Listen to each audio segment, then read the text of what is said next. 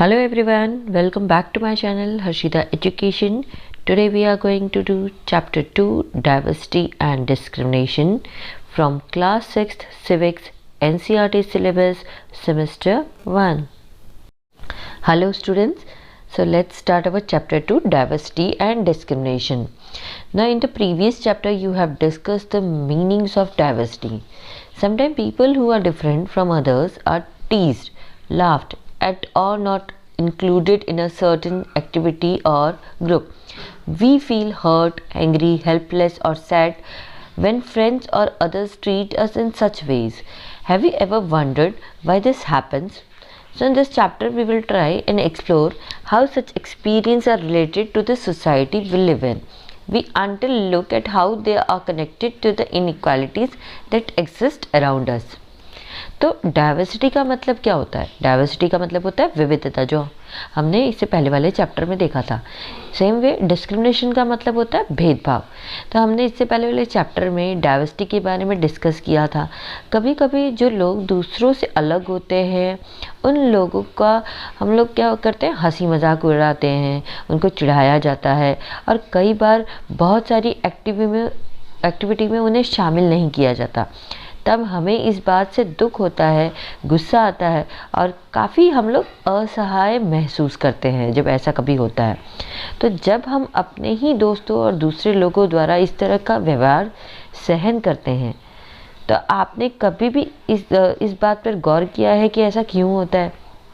तो इस चैप्टर में हम कोशिश करते हैं और ये पता लगाने की कोशिश करते हैं कि किस तरह हम जिस समाज में रहते हैं उसमें कैसा अनुभव मतलब किस तरह के अनुभव से हम जुड़े हैं.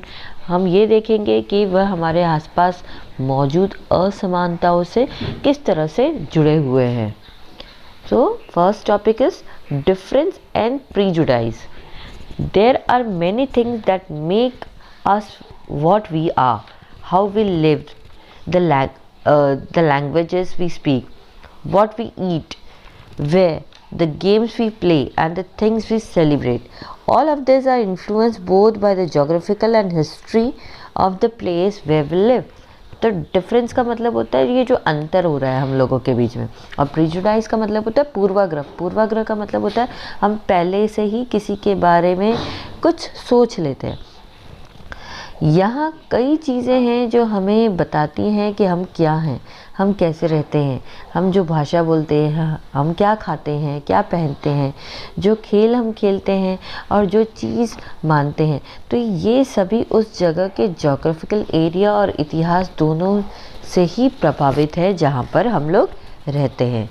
You will get an idea of how diverse India is if you look even briefly at the following statement.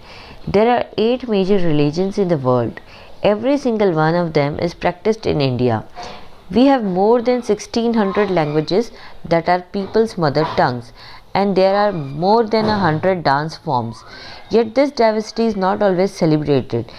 This is because we feel safe and secure with people who look, talk, dress and think like us. तो आप इस बात का अंदाज़ा लगा सकते हैं कि हमारा जो भारत है वो कितना डाइवर्स है. डाइवर्स की यानी कि विविध है. दुनिया में 8 प्रमुख धर्म हैं. भारत में उनमें से हर एक धर्म को प्रैक्टिस किया जाता है, यानी उसको फॉलो यहाँ पे कर रहे हैं हम लोग. हमारे देश में लगभग 1600 से भी ज़्यादा भाषाएं बोली जाती हैं जो लोगों की मातृभाषाएं हैं, और 100 से भी ज़्यादा यहाँ पर डांस फॉर्म्स हैं. लेकिन फिर भी ये विविधता हमेशा यहाँ पर मनाई नहीं जाती है. ऐसा इसलिए है क्योंकि हम अपने जैसे दिखने वाले, बात करने वाले या कपड़े पहनने वाले या सोचने वाले लोगों के साथ सुरक्षित महसूस करते हैं. Sometimes when we meet people who are very different from us, we may find them strange and unfamiliar. At times we may not understand or know the reasons why they are different from us. People also form certain attitudes and opinions about others who are not like them. तो कभी कभी जब हम ऐसे लोगों से मिलते हैं जो हमसे बहुत अलग होते हैं तो हम उन्हें अजीब और अपरिचित समझ सकते हैं. कई बार हम उन कारणों को समझ नहीं पाते या जान नहीं पाते कि वे हमसे अलग क्यों हैं। लोग उन लोगों के बारे में भी कुछ अलग दृष्टिकोण, उनका एक सोच अलग रख लेते हैं और एक अलग सी राय हम लोग बना लेते हैं उनके लिए। तो यहाँ पे आप देख सकते हैं नीचे यहाँ पे आप देखिए कि नीचे यहाँ पे एक जो बॉक्स आपको दिखाया गया है, सो यहाँ पे शहरों में रहने वाले लोगों के बारे में कुछ स्टेटमेंट दिए गए हैं और कुछ गांव में रहने वाले लोगों के बारे में स्टेटमेंट दिए गए हैं। तो आप जिन चीज़ों से अग्री करते हैं, जिन स्टेटमेंट से आप अग्री करते हैं, उन पे आपको यहाँ पर टिक करना है। तो look at the statements that you believe to be true about rural or urban life in India. Tick mark those that you agree with. So do you have a prejudice against rural or urban people? Find out if this is shared by others and discuss the reasons why people have this prejudice. Can you list some of the prejudice that you have noticed around you? How do they affect the ways in which people treat each other? So you can see here statements given for rural people and urban people. So on rural people, more than 50% of the Indians live in villages. तो यहाँ ऐसा बताया गया है कि 50% से भी ज़्यादा जो लोग हैं वो गाँव में रहते हैं। People in villages do not like to use modern technology. तो जो गांव में लोग रहने वाले जो लोग हैं वो मॉडर्न जो टेक्नोलॉजी है वो ज़्यादा यूज़ करना नहीं चाहते हैं। In peak harvesting and plantation season, families spend 12 to 14 hours working in the fields. So peak harvesting और plantation season में जो परिवार है वो खेतों में लगभग 12 से 14 घंटे काम करते हैं। Villages are forced to migrate to cities in search of food. तो जो विलेजर्स हैं, गांव के जो लोग हैं, उनको फोर्स किया जाता है कि वो शहरों में जाके रहें और वहाँ जाके वो काम की तलाश करें, उनको मजबूर किया जाता है। ऑन अर्बन पीपल यानी कि शहरों के लोगों के बारे में बताया है। Life in the city is easy, people here are spoiled and lazy. यानी शहर में जीवन जो है वो बहुत ही आसान है, यहाँ के लोग काफ़ी ख़राब हैं और आलसी हैं, लेज़ी बोला जाता है। शहरों में in cities family spend very little time with each other. तो ऐसा बोला गया है कि सिटीज़ में जो परिवार है वो एक दूसरे के साथ बहुत ही कम समय स्पेंड करते हैं। People in cities only care about money not about people. तो ऐसा भी बोला गया है कि शहरों में जो लोग रहते हैं वो केवल पैसे की परवाह करते हैं और लोगों के बारे में नहीं सोचते। Living in a city is expensive, a large part of people earning is spend on rent and transport. तो ऐसा बताया गया है कि किसी भी शहर में रहना महंगा होता है और लोगों की कमाई का एक बड़ा हिस्सा किराए और परिवहन पर खर्च हो जाता है और यहाँ पे रहना बहुत ज़्यादा मुश्किल है। तो ये कुछ चीज़ें, ये कुछ स्टेटमेंट्स यहाँ पे बताए गए हैं आपको। सो आपको जो लगता है कि इसमें से ये स्टेटमेंट सही है वो आपको इस पर टिक करना है। Now some of the statements see villages as ignorant and see people in cities as money minded and lazy. When our opinions about certain people are always negative, seeing them as lazy, stingy as some of the statements, then this become prejudice that we carry about them. तो ऊपर दिए हुए statements में गांव के लोगों को अज्ञानी और अंधविश्वासी के रूप में दिखाया गया है और शहरों में लोगों को मनी माइंडेड, आलसी और चालाक के रूप में दिखाया गया है हमें। तो जब कुछ लोगों के बारे में हमारी जो राय है वो हमेशा एकदम नकारात्मक यानी कि जो नेगेटिव हो जाती है और उन्हें ऊपर दिए गए कुछ बयानों के रूप में जैसे चालाक है या फिर कंजूस देख के हम एक, आप कह सकते हैं, पूर्वाग्रह तैयार कर लेते हैं, यानी हम प्रिजुडाइज बना देते हैं उन लोगों के बारे में। तो हम उनके बारे में क्या कहते हैं, हम उनके बारे में क्या सोचते हैं, ये होता है। तो प्रिजुडाइज मीन्स टू जज अदर पीपल नेगेटिवली और see them as inferior. When we think that only one particular way is the best and right way to do things, we often end up not respecting others who may prefer to do things differently. For example, we think English is the best language and other languages are not important. So we are judging this other languages negatively. As a result, we might not respect people who speak languages other than English.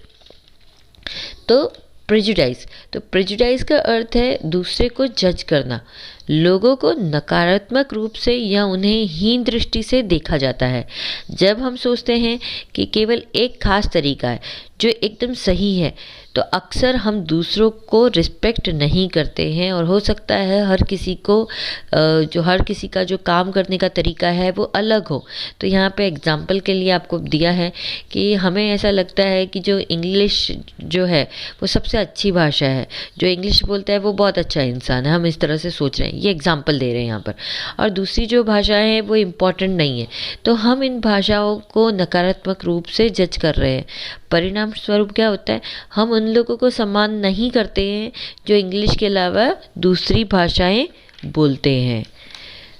We can be prejudiced about many things: people, religious beliefs, the color of their skin, the religion they come from, the accent they speak, the clothes they wear, etc. Often our prejudice about others are so strong that we don't want to form friendships with them. At times we may even act in ways that hurt them. तो हम कई चीज़ों के बारे में एक पूर्वाग्रह तैयार कर लेते हैं, प्रेजुडाइज तैयार कर लेते हैं। लोगों की धार्मिक मान्यताएं, उनकी कि वो कौन से धर्म से बिलोंग करते हैं, या फिर उनका जो स्किन का कलर है वो कौन सा है, कॉम्प्लेक्शन कौन सा है, वे जिस जगह से आते हैं, जिस लहजे में वो बात करते हैं, वो किस तरह से कपड़े पहनते हैं। तो अक्सर दूसरों के बारे में हम एक प्रेजुडाइज हमारा इतना मजबूत हो जाता है कि हम उनके साथ दोस्ती करना भी नहीं चाहते। कई बार हम उन तरीक़ों से भी काम कर सकते हैं। तो ऐसा करने से क्या होता है, हम दूसरों को हर्ट कर रहे हैं, हम दूसरों को दुख पहुंचाते हैं। Now next topic is creating stereotypes. All of us are familiar with gender differences. What does it mean to be a boy or a girl? Many of you would say we are born as boys and girls. It is given. What is there to think about? Let's see if this is the case. सो हम सभी जो है वो लिंग यानी कि जो gender है उस सबसे भली भांति परिचित है। लड़का या लड़की होने का क्या मतलब है? आप में से कई लोग कहते हैं, आप ऐसा कहते हैं कि हम लड़के और लड़कियों के रूप में पैदा हुए हैं। तो ये सोचने की कि इसमें क्या बात है, चलो इसके बारे में हम आगे देखते हैं। तो arrange the statements given below in this two sections according to what you think is appropriate for the section। तो यहाँ पे हमको कुछ स्टेटमेंट्स दिए हैं और नीचे हमको दो सेक्शन दिए हैं, गर्ल्स एंड बॉयज़। तो इसमें से जो स्टेटमेंट गर्ल्स में आता है you have to write down in the girls section, और जो स्टेटमेंट बॉयज़ के लिए आपको लगता है you have to write down in that. Now they are well behaved. तो अगर हम जब भी ये स्टेटमेंट सुनते हैं हम ऐसा सोचते हैं कि भाई ये लड़कियों के लिए ही बोला गया है। They are soft spoken and gentle, again ये चीज़ लड़कियों के लिए ही बोली जाती है। दे आर फिजिकली स्ट्रांग, जब हम ये बात सुनते हैं तो हम ऐसा बोलते हैं कि भाई फिजिकली स्ट्रांग तो लड़के ही होते हैं। दे आर नॉटी, तो ये बात भी हम लड़कों के लिए बोल देते हैं। They are good at dance and painting, जब ये बात आती है तो हम सोचते हैं कि ये काम लड़कियां ही अच्छा करती हैं। दे डोंट क्राई, जब ये बात आती है तो वी थिंक कि बॉयज़ कभी भी रोते नहीं हैं। दे आर राउडी, तो ये भी हम सोचते हैं कि बॉयज़ ही होते हैं।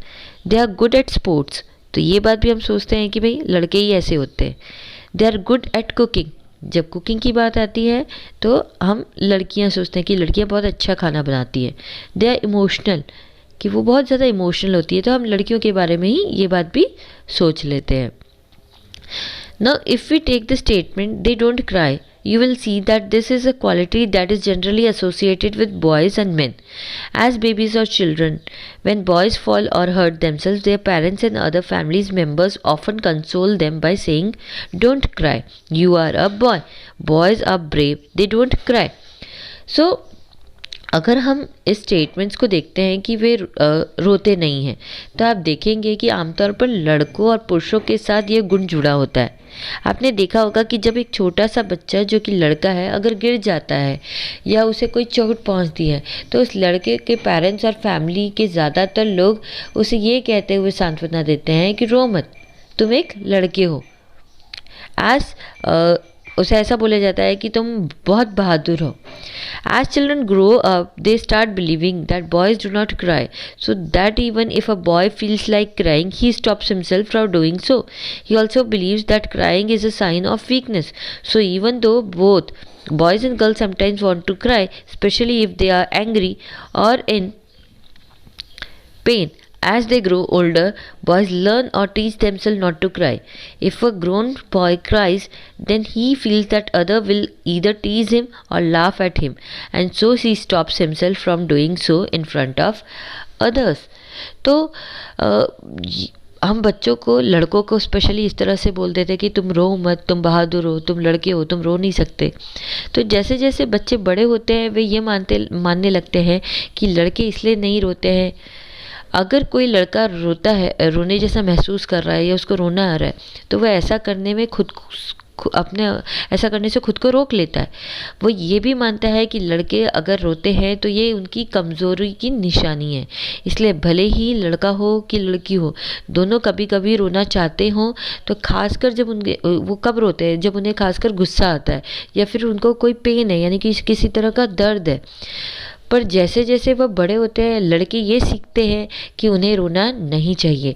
अगर कोई लड़का रोता है तो उसे लगता है कि दूसरे लोग उसे छेड़ेंगे, यानी कि उसे टीज़ करेंगे, उसका मजाक उड़ाएंगे, और इसलिए वो दूसरों के सामने ऐसा करने से खुद को रोक लेता है। This is the way boys are in this, how girls are.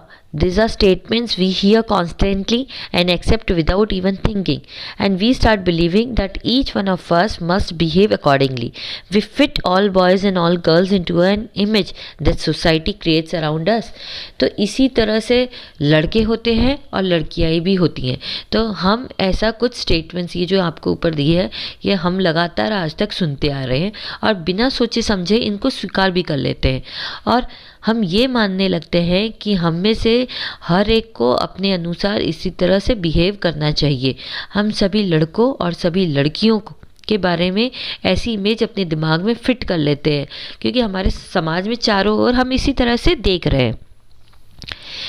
You can take other statements such as they are soft and gentle or they are well behaved and discuss how these are applied to girls. Do girls possess these qualities at birth or do they learn such behavior from others? What do you think about girls who are not soft and gentle and those who are naughty? तो इसके अलावा और भी कुछ statements होते हैं, जैसे girls जो है वो सॉफ्ट और जेंटल होती हैं और वे अच्छी तरह से बिहेव करती हैं।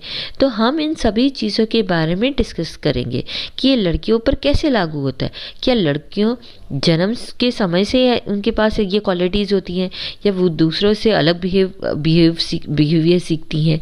आप इन लड़कियों के बारे में क्या सोचते हैं जो एकदम सॉफ्ट हैं, ये जेंटल हैं, या नहीं है जो जेंटल और जो सॉफ्ट स्पोकन नहीं है, या फिर जो बहुत ही शरारती हैं?